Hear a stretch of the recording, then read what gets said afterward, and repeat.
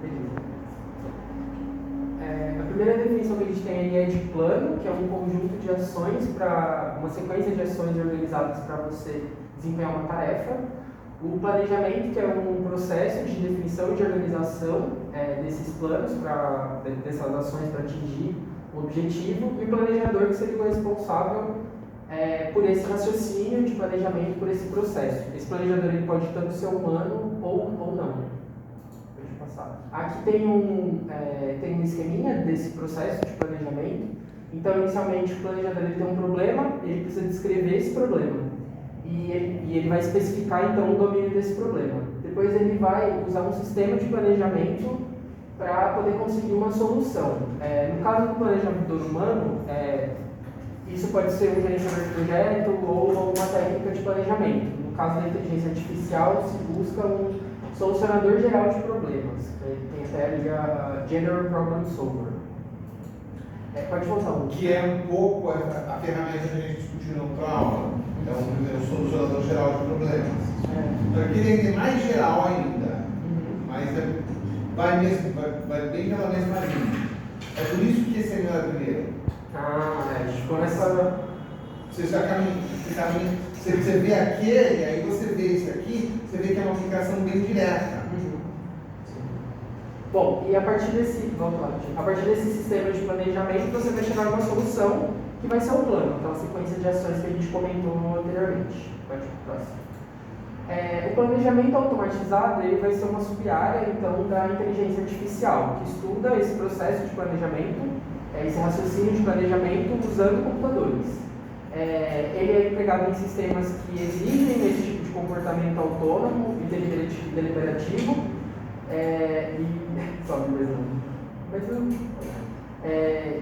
Mas gerar planos automaticamente é uma atividade bastante difícil, bastante complexa, e os estudos dessa sub-área começaram ainda na década de 70, mas só foi ter alguma aplicação viável mesmo na década de 90 para problemas mais complexos.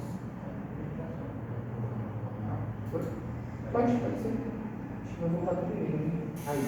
Aí tem dois exemplos ali, né, de sistema que utiliza esse tipo de planejamento, que é a sonda, a rover, um exemplo bem batido até, né, exploração em Marte, e também sistemas de planejamento de processo de produção, que ali no caso é um processo de estamparia, né.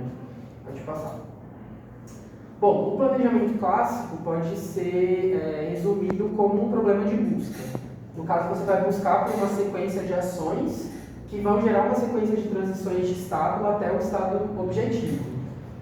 Acredito que os outros grupos vão falar sobre isso mais para frente, mas para esse tipo de problema a gente pode usar esses dois tipos de agente de resolução, o agente de resolução de problema e o agente lógico proposicional híbrido. No primeiro caso, ele vai depender muito de heurísticas específicas de domínio, que seria estimar qual seria o custo mínimo para você passar de um estado para um estado objetivo, né? Então ele precisa disso para ter um bom desempenho. Já o agente lógico proposicional híbrido ele não vai ter esse problema, porque ele se baseia na estrutura lógica do problema. Então ele vai inferir conhecimento a partir de um conhecimento existente que ele já tem. E ele é livre de variáveis também. Só que aí, quando você tem um domínio que tem muitas ações e que tem muitos estados, acaba ficando intratável com esse tipo de agente. Então, para poder equacionar isso, foi desenvolvida a representação fatorada, que vai estudar que vai representar um estado do mundo, vai representar um domínio, através de um conjunto de variáveis, um conjunto de atributos. Diferente do agente de resolução de problemas, por exemplo, que vai representar de forma atômica. Não tem uma estrutura dentro do estado, é só uma caixa preta, né?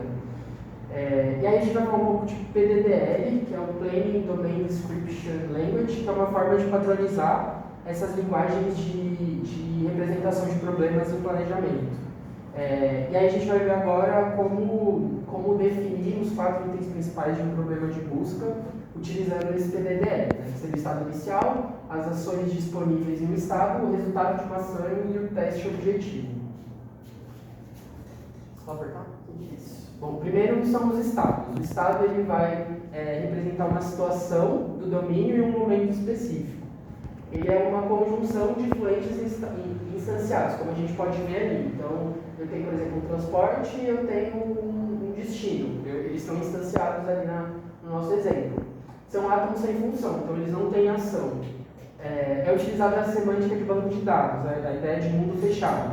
Então, se não aparece na representação, não é verdadeiro, não é considerado. E também os nomes exclusivos. Então, você tem carro 1, que é diferente de carro 2. Para cada uma dessas entidades, a gente tem um nome diferente. E também é usada a semântica de conjuntos para as operações. Aqui a gente tem alguns exemplos de como não pode ser representado. Então, você não pode, por exemplo, negar um estado, como está ali, ou criar uma função no lugar de um estado, ou representar esse estado sem instanciar. Né? Bom, as ações, elas definem duas funções importantes, que são as ações e os resultados. Essas ações, elas mudam um estado. Depois de uma ação, o estado muda. Através dessas ações que você encontra uma resolução para o problema. Um conjunto de ações instanciadas, então diferente do que tem no exemplo ali, que não está instanciado, é chamado de esquema de ação. E um conjunto de esquemas de ação é o que monta o que seria o domínio do planejamento. Uma ação ela é formada pelo nome da ação, uma lista de variáveis do esquema, então como ali a ação é dirigir, e a gente tem aquelas 3 variáveis, uma pré-condição, que é um estado em que essa ação pode ser executada. Uma ação ela só é aplicável quando o estado dela cumpre com essa pré-condição. E o efeito, que é o resultado após você executar essa ação. Na verdade, é a definição de como vai estar o estado depois dessa ação. Tanto a pré-condição quanto o efeito, eles são conjunções de literais. Pode ser, então, positivo ou negativo. Ali o efeito, por exemplo, da BSB, que um está ligando e no outro não. Né? A gente pode passar. Resultado também faz parte da ação, e ele vai mostrar como fica o estado, então, depois de sofrer uma ação. Ele é formado, os fluentes dentro de uma ação, eles não vão se referir explicitamente a tempo. Esse tempo está implícito nesses esquemas, então você subentende que a pré-condição acontece no tempo t e o efeito no tempo t mais 1, então acontece depois. Né? Um resultado ele é formado quando você tira do estado atual a lista de exclusão. A lista de exclusão é basicamente os literais negativos que estão no efeito, então como a gente viu no anterior. E você também faz isso em união com a lista de adição, que vão ser só os literais positivos. Depois você vai ter um exemplo um pouco mais fácil de entender. O último é o objetivo, então o objetivo ele vai mostrar em qual estado você tem que chegar. Então você tem que cumprir com esse objetivo para que seja considerado uma resolução daquele problema.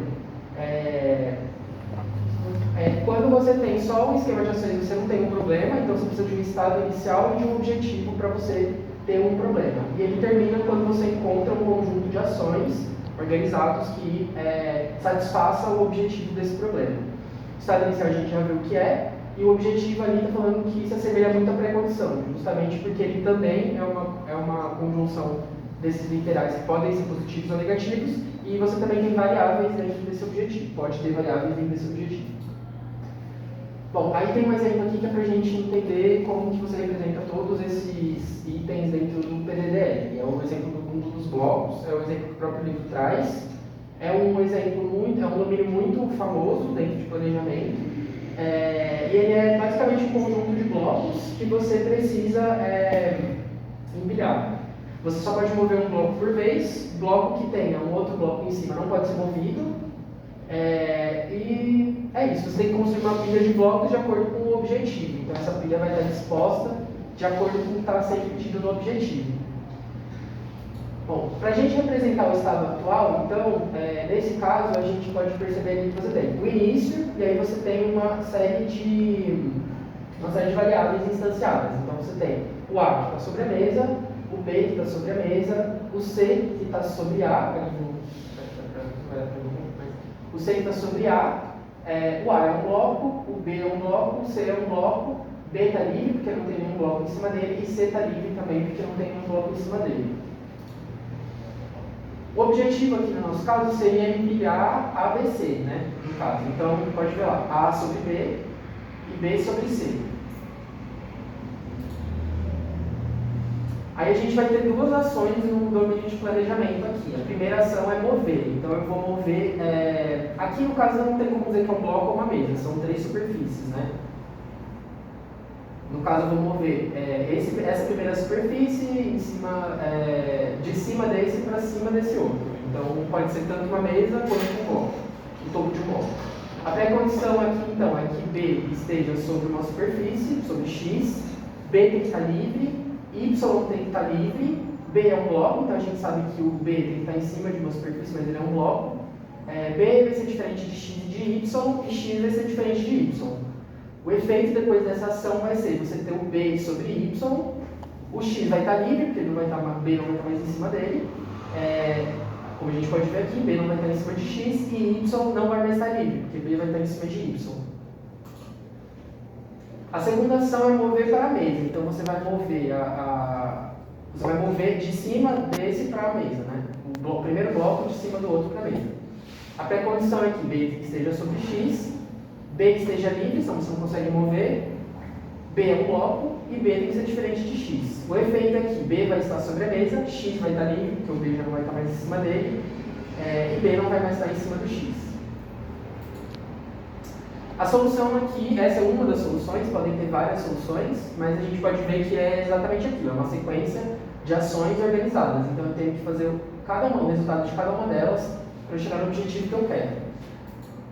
Eu fiz aqui essa solução, eu não vou passar todas, vou passar só uma e as outras a gente vê só o resultado. Mas aqui, por exemplo, você pode ver qual é a ação, mover para a mesa. Vou mover C de cima do A para a mesa. Então, esse aqui é o estado inicial, que a gente já viu lá. Aqui é a lista de exclusão, então é o literal negativo que eu tinha no efeito dessa ação. E aqui embaixo é a lista de adição, então eu tenho os literais positivos que eu tinha lá no efeito.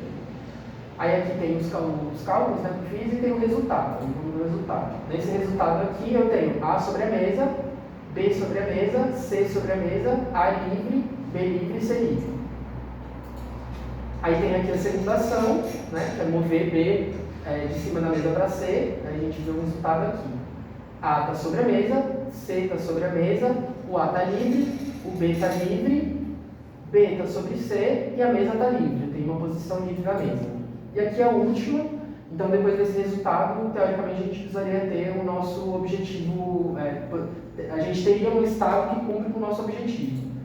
Então a gente vê aqui, C sobre a mesa, o A está livre, B está sobre C, a mesa está livre, A está sobre B e a mesa está livre. Então dessa forma, esse estado aqui ele satisfaz o objetivo inicial que a gente tinha visto no problema. Certo, eu sou o Gabriel, vou falar sobre gráficos de planejamento. Aqui, as heurísticas em A podem sofrer de imprecisão, então, utilizando o gráfico de planejamento, temos melhores estimativas de heurística. É possível uma solução sobre espaço chamado pelo gráfico de planejamento utilizando um algoritmo chamado de graph plan. Então, a pergunta que a gente quer solucionar é se devemos alcançar um estado objetivo do estado inicial, ou seja, dado uma árvore de todas as ações possíveis, a partir do estado inicial para o estado sucessores e seus sucessores e assim por diante. Se a árvore for indexada de maneira correta, podemos responder a pergunta de planejamento sobre se podemos atingir o estado G a partir do estado S imediatamente, olhando para essa árvore, né, no caso. Naturalmente, a árvore é de tamanho exponencial, por isso essa abordagem é impraticável. Não dá para ver de cara o ponto G, porque vamos supor que ela é infinita, então o ponto S0 está aqui, o G vai estar onde, entendeu? Tipo, é muito grande, não dá para ver de cara. Então, para isso a gente faz o gráfico de planejamento, que é uma aproximação de tamanho polinomial dessa árvore que pode ser construído rapidamente. O gráfico de planejamento definitivamente não pode responder se G é acessível de S0, mas pode estimar quantos passos levará até chegar a G. A estimativa é sempre correta quando ela relata que o objetivo não é alcançado e nunca superestimar o número de passos. Por isso, é uma heurística admissível.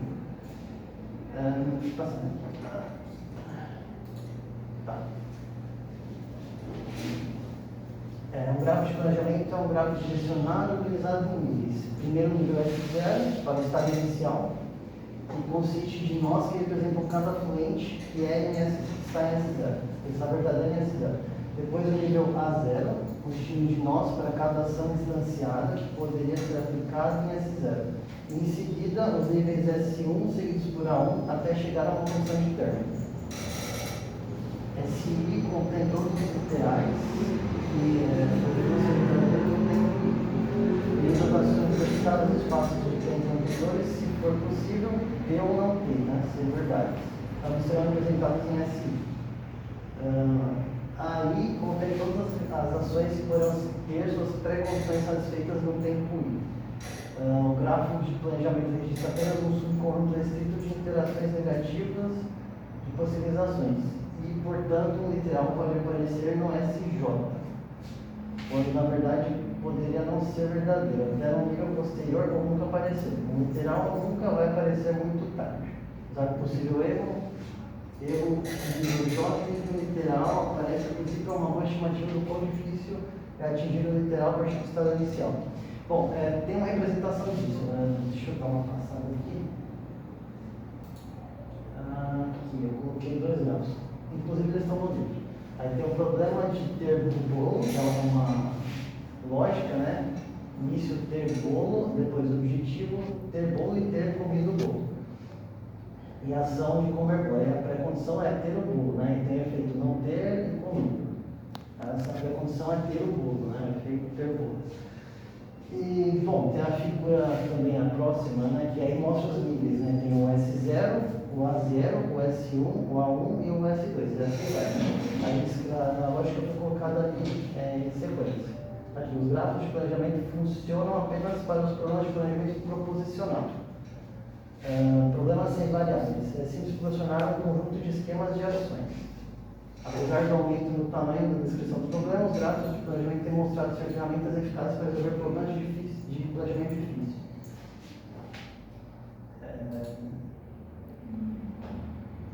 Aqui é gráfico de planejamento para avaliação heurística. Aí temos 3 tipos de heurística aqui, né? 3 abordagens. Um gráfico de planejamento é uma rica fonte de informações sobre o problema. Em primeiro lugar, se qualquer objetivo literal não aparece no nível final do gráfico, o problema é insolúvel. Em segundo lugar, podemos estimar o custo de alcançar qualquer literal objetivo, G1. O estado S como sendo um nível no qual G1, GI aparece pela primeira vez no gráfico de planejamento consultivo do estado inicial S. Chamamos esse custo de nível G1, para estimar o custo de uma conjugação de objetivos. Existem 3 abordagens simples, né? Como eu estava dizendo, a heurística de nível máximo simplesmente considera o custo de nível máximo de qualquer dos objetivos. Isso é admissível, porém não é necessariamente muito preciso. É a heurística de soma de níveis, segundo a hipótese de independência do subobjetivo, devolve a soma dos custos de nível dos objetivos. Isso pode ser inadmissível, mas funciona bem na prática para problemas amplamente decomponíveis. E heurística de nível de conjunto. Essa encontra o nível no qual todos os literais do objetivo conjuntivo aparecem no gráfico de planejamento sem que nenhum par seja mutuamente exclusivo. Essa heurística fornece os valores corretos de 2 para o nosso problema original e infinito, para o problema sem açar-bolo. É admissível, domina a heurística de nível máximo e funciona extremamente bem em tarefas em que há uma boa dose de interação entre os subplanos. Certamente não é perfeito, porém ignora as interações entre 3 ou mais literais. Aqui tem um algoritmo de graph plano. Essa subseção mostra que extrair um plano diretamente do gráfico de planejamento, em vez de apenas utilizar o gráfico para fornecer o algoritmo. O algoritmo graph plan adiciona repetidamente o nível de um gráfico de planejamento com expandir gráfico. Uma vez que todos os objetivos aparecem como centro de não exclusão mútua no gráfico, o graph plan chama a extrair solução para buscar um plano que resolva o problema. Se isso falhar, expande outro nível e tenta de novo, terminando em falha quando não houver razão para continuar. Aí tem a função graph plan ali, toda a fórmula dela, né? O gráfico de planejamento inicial, uma tabela do gráfico, objetivos com são objetivos não bons, uma tabela de hash vazia. Aí para T1, A0, aí quadrado, fácil. Se o objetivo são todos de não exclusão mútua, ST do gráfico, então fácil. Solução, extrair solução, aí em parênteses gráfico, objetivo. no níveis, solução diferente de falha, então retornar a solução. Se o gráfico não bom estiverem ambos nivelados, então retornar falha. Grafo, aí manda expandir o gráfico. Essa é a figura 10 do livro, né? Bom, o objetivo gratuito chama expandir gráfico para adicionar um nível que seja encontrada uma solução através de extrair solução, ou nenhuma solução possível. Aqui eu coloquei os níveis, né, do gráfico, só que aqui está mais aberto, né? S0 é A0, S1, A1 e S2. Um gráfico de planejamento programático pneu sobressalente, que esse é um outro problema, eu coloquei mais para demonstrar mesmo, porque é como se fosse uma continuação. Esse é bem mais complexo do que o outro. E depois da expansão também do S2, as ligações de exclusão mútua são mostradas como linhas em cor cinza. Nem todos os MUTECs são mostrados porque o gráfico ficaria muito confuso. Mostraremos todos, e se mostrássemos todos eles. A solução é indicada por linhas e contornos em negrito. Então, no caso que está em negrito aqui, é a solução do problema. E aqui.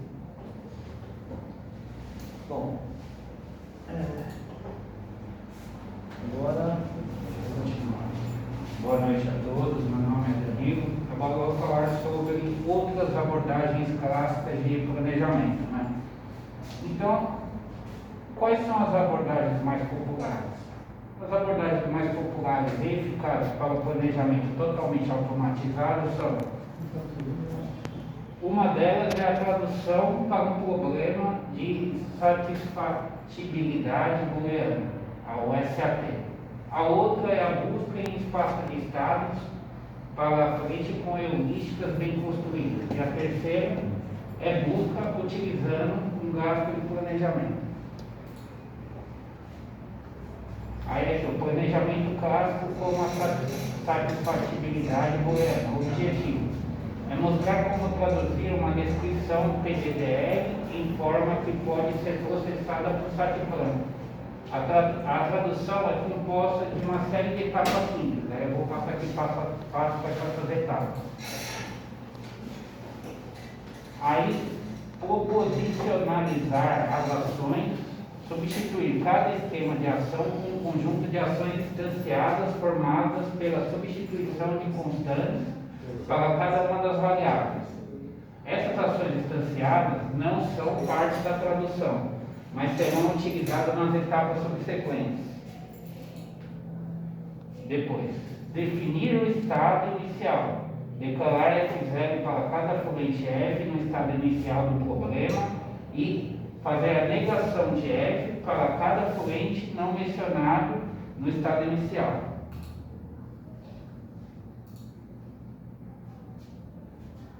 Depois, proposicionalizar o objetivo para cada variável no objetivo. Substituir os literais que contêm uma variável com uma disjunção sobre constantes. Aí aqui tem um exemplo. Por exemplo, o objetivo de ter o bloco A sobre o outro bloco, foi o caso que foi explicado anteriormente. Aí tem aqui a função sobre A de uma determinada variável, X, e né, o bloco X em um mundo com os objetos A, B e C. Seria substituído pelo objetivo. Aí aqui sobre A e o bloco A, né? Isso entre parênteses, ou sobre o A sobre B e bloco B, ou sobre A, bloco C e o bloco C. Aí depois você pode adicionar axiomas de estado sucessor para cada fluente F. Adicionar um axioma de forma F, né, de T mais 1, aí C e somente C, ação causa F de T ou F de T e negar a ação causa não F de T. Onde a ação causa F é uma disjunção de todas as ações distanciadas, que tem F em sua lista de adição, e a ação causa não F é uma disjunção de todas as ações distanciadas, que tem F em sua lista de exclusão. Aí, em seguida, adicionar axiomas de precondição. Para cada ação fundamentada A, adicionar o axioma A de T, né? E a função pre, né? Recebendo o objeto A de T. Isso é, se for tomada uma ação no tempo T, é porque as pré-condições eram verdadeiras. Adicionar axiomas de exclusão de ação informa que toda ação é distinta de qualquer outra ação. A tradução resultante está lá na forma que possamos passar ao site plan para encontrar uma solução. E aqui tem o planejamento como uma dedução na lógica de primeira ordem, cálculo de situação. Aí, como já foi falado, né, o PDDL é uma linguagem que equilibra cuidadosamente a expressividade da linguagem com a complexidade dos algoritmos que a operam. Mas alguns problemas permanecem difíceis de expressar em PDDL. Por exemplo, não podemos expressar o objetivo mover toda a carga de A para B, independentemente de quantas peças de carga existam em PDDL, mas podemos fazê-lo na lógica de primeira ordem usando um codificador universal. Da mesma forma, a lógica de primeira ordem pode expressar concisamente restrições globais, tais como: não mais que 4 robôs podem estar no mesmo lugar ao mesmo tempo. PDDL só pode dizer isso com pré-condições repetitivas em cada ação possível que envolve um movimento. O estado inicial é chamado de situação. Se S for uma situação e A for uma ação, o resultado a função resultado recebendo S de A também será uma situação. Não há outras situações. Assim, uma situação corresponde a uma sequência ou histórico de ações.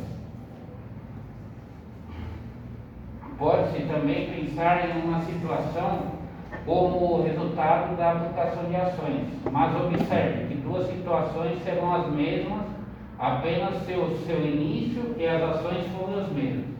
E aqui ele está dando um exemplo aí, né? Do resultado S de A, aí é resultado S', A', C somente C, S for igual a S' e A for igual a linha.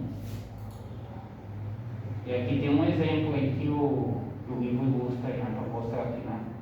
Aqui a mudança, né? Do soldadinho, depois ele deitado lá.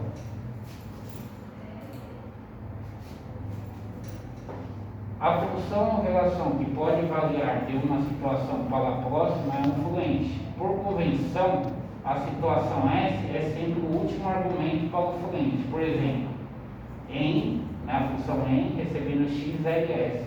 É um fluente relacional que é verdadeiro quando o objeto x estiver na localização L.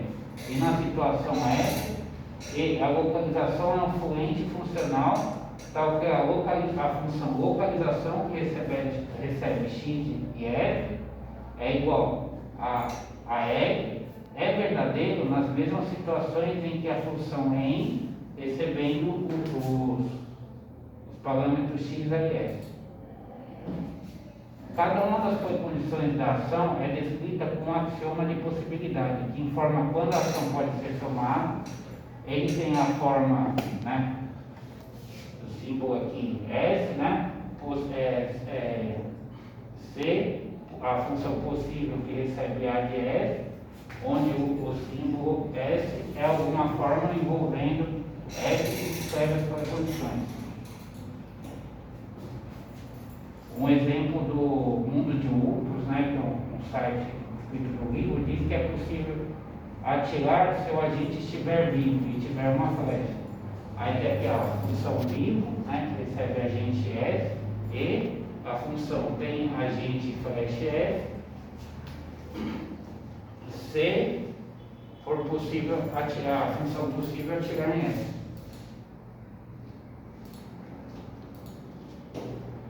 Cada fluente é descrito com um axioma de estado sucessor que diz o que acontece com o fluente, dependendo da ação que for realizada. Esta é semelhante à abordagem que adotamos para a lógica proposicional.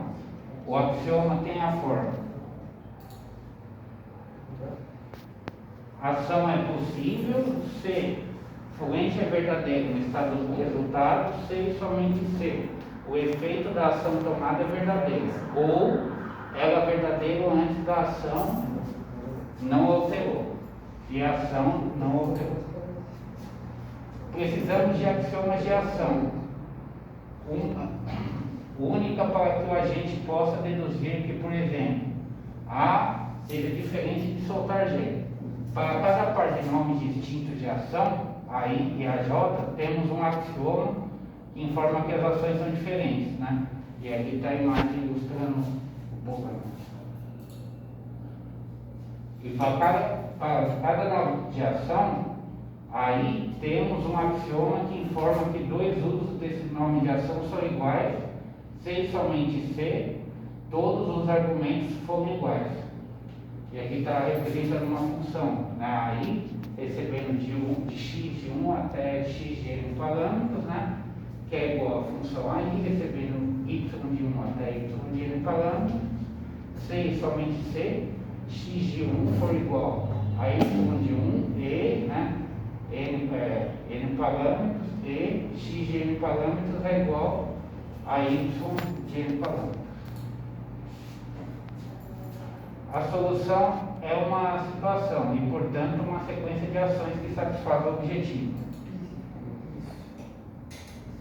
Aí tem a segunda opção lá, né? O planejamento como satisfação de restrição. Vimos que a satisfação de restrição tem muito em comum com a satisfatibilidade booleana e que as técnicas de CSP são eficazes para problemas de escalonamento. De modo que não é surpreendente que seja possível codificar um problema de planejamento limitado, ou seja, o problema de encontrar um plano de comprimento K, como um problema de satisfação de restrição do CSP. A codificação é similar à codificação de um problema SAT, como é mostrado na seção 10.41 do livro aí que o professor propôs para a gente ler. Com uma simplificação importante, em cada etapa precisamos apenas de uma única variável, ação, cujo domínio é o conjunto de ações possíveis. Não é necessário mais que uma variável para cada ação e não precisamos dos axiomas de exclusão da ação. É possível também codificar um gráfico de planejamento em um CSP. Essa abordagem do GP-PSR, do Kanban-Pati, 2003. E aí tem o planejamento também como refinamento de planos parcialmente ordenados. Consiste em representar planos como estruturas parcialmente ordenadas. Um plano é um conjunto de ações e um conjunto de restrições da forma antes, aí, informando que uma ação ocorre antes da outra. E aqui está um exemplo aí, né? Depois a gente vai passar o slide e a gente pode ver com calma, né? E aqui o planejamento como refinamento de planos parcialmente ordenados. Os planos parcialmente ordenados são criados por uma busca através do espaço dos planos, em vez de através do espaço de estados. Começamos com um plano vazio, consistindo apenas no estado inicial e no objetivo, sem ações entre eles. O procedimento de busca procura então por uma falha no plano e faz a adição ao plano para corrigir a falha. Ou, se não puder ser feita nenhuma correção, a busca retrocede e tenta outra coisa. A falha é algo que impede o plano parcial de ser uma solução. A busca continua fazendo adições ao plano, retrocedendo se necessário, até que todas as falhas sejam resolvidas. A cada etapa, fazemos o menor compromisso possível para corrigir a falha. E aqui tem a análise das abordagens de planejamento. O planejamento combina as duas principais áreas de inteligência artificial que estudamos até agora, busca e a lógica. Um planejador pode ser visualizado como um problema que procura uma solução ou como um problema que demonstra construtivamente a existência de uma solução. O cruzamento de ideias das duas áreas levou a aperfeiçoamento de desempenho, que totalizaram várias ordens de magnitude na última década, e também ao uso crescente de planejadores em aplicações industriais. Infelizmente, ainda não temos uma compreensão clara de quais técnicas funcionam melhor encarando os problemas. É bem possível que emerjam novas técnicas que vão superar os métodos existentes. Então, com o tempo, essa coisa vai melhorar cada vez mais. Aí, deixa eu fazer as conclusões. Obrigada. Boa noite, gente. Desculpa o atraso. Sou a Jéssica. Vou ficar com as partes das conclusões aqui do trabalho dos nossos colegas. Então, como foi apresentado por todos, o encerramento com os sistemas de planejamento são algoritmos de resolução por parte disso dos problemas que nós operamos e representações explícitas, como proporcionais ou primeira ordem de estados. Essas representações ao longo do tempo são possíveis a derivações de heurísticas efetivas de desenvolvimento, algoritmos poderosos e flexíveis para a resolução de todos os problemas, apontados aqui até então.